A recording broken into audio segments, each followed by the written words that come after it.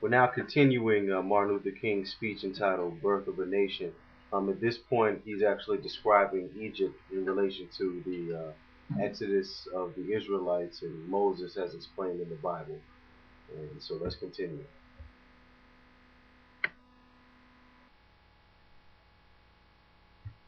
Men could not be satisfied with Egypt. They tried to adjust to it for a while. Many men have vested interest in Egypt, and they are slow to leave. Egypt makes it profitable to them. Some people profit by Egypt. The vast majority, the vast masses of people never profit by Egypt, and they are never content with it. And eventually they rise up and begin to cry out for Canaan's land. And so these people got tired. It was a long history, as far back as 1844. The chiefs themselves of the Gold Coast rose up and came together and revolted against the British Empire and the other powers that were in existence at that time dominating the Gold Coast. They revolted, saying that they wanted to govern themselves. But these powers clamped down on them, and the British said that we will not let you go. About 1909, a young man was born on the 12th of September. History didn't know at that time what the young man had in his mind. His mother and father, illiterate, not part of the powerful tribal life of Africa, not chiefs at all, but just humble people. And that boy grew up. He went to school at Achimota for a while in West Africa, and then finished there with honors and decided to work his way to America. And he landed to America one day with about $50 in his pocket in terms of pounds, getting ready to get an education.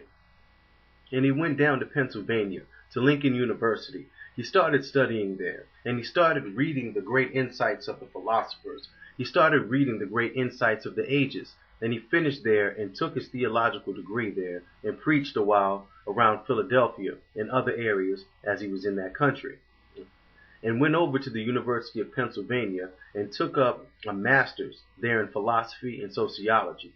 All the years that he stood in America, he was poor. He had to work very hard. He says in his autobiography how he worked as a bellhop in hotels, as a dishwasher, and during the summer how he worked as a waiter trying to struggle through school. I want to go back home. I want to go back to West Africa, the land of my people, my native land, for there is some work to be done there. He got on a ship and went to London and stopped for a while by the London School of Economy and picked up another degree there. Then, while in London, he started thinking about Pan-Africanism and the problem of how to free his people from colonialism. For, as he said, he realized that colonialism was made for domination and for exploitation.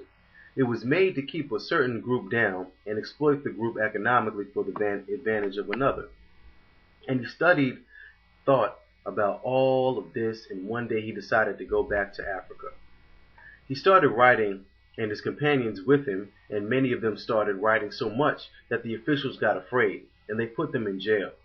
And Nkrumah himself was finally placed in jail for several years because he was a seditious man.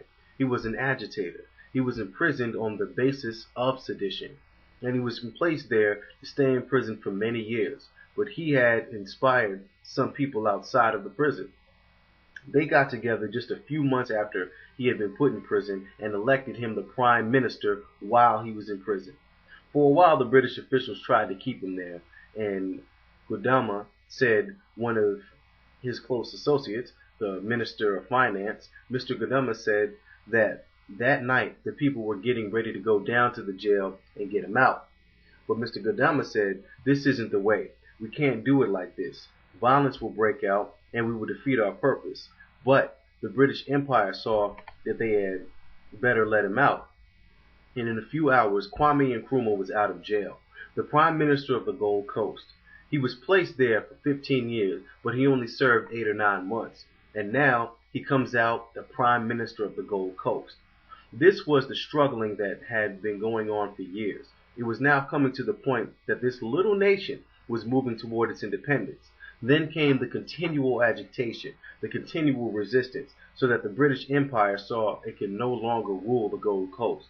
And they agreed that on the 6th of March, 1957, they would release this nation.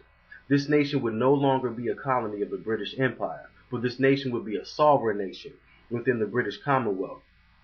All of this was because of the persistent protest, the continual agitation on the part of Prime Minister Kwame Nkrumah and the other leaders who worked along with him and the masses of people who were willing to follow.